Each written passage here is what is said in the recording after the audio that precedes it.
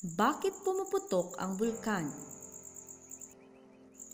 Ang bulkan ay burol o bundok kung saan lumalabas ang mga lusaw o mainit na bato, abo at gas na naiipon sa balibot ng bunganga o crater nito.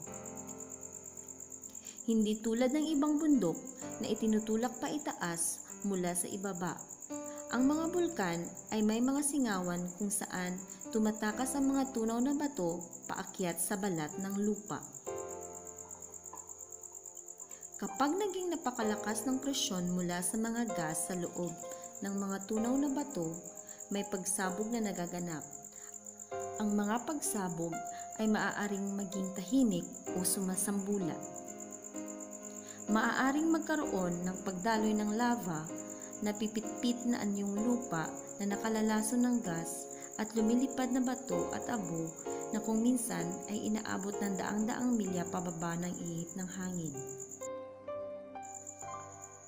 Dahil sa tindi ng init nito, ang pagdaloy ng lava ay napakalaking panganib ng sunog. Sinisira ng dumadaloy na lava ang lahat ng haharang dito, ngunit karamihan ay mabagal ang pagdaloy kaya nakakalayo ang mga tao. Ang sariwang abo na gawa sa nadurog na bato ay maaaring magaspang, acidic, mabuhangin, may gas at may amoy. Bagaman hindi mapanganib sa karamihang matatanda, ang acidic na gas at abo ay maaaring makapagdulot ng pinsala sa baga ng maliliit na sanggol hanggang sa mas nakatatanda at sa mga nagdurusa mula sa malulubhang karamdaman sa paghinga. Ang abong mula sa bulkan ay maaari rin makasira ng makinarya, kasama na ang mga makina at kagamitang dikuryente. Ang natipong abo na humalo sa tubig ay nagiging mabigat at maaaring makasira ng mga bubong. Ang abo mula sa bulkan ay maaaring makaapekto sa mga taong daan-daang milya ang layo mula sa bibig ng bulkan. Ang mga pagsabog ng bulkan na paligid na tinatawag na mga lateral blast ay nakapagbubuga ng malalaking tipak na bato nang napakabilis na aabot ng ilang milya ang layo.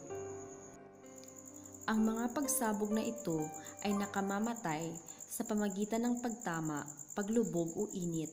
Kilala ang mga ito na nakapagpapatumba ng mga buong kagubatan. Ang mga pagsabog ng bulkan ay maaaring sabayan ng iba pang likas na panganib, kasama na ang mga lindol, pagdaloy ng putik at mga flash flood, pagkahulog ng bato at mga pagguho ng lupa, acid rain, sunog at kung akma sa mga kondisyon, mga tsunami.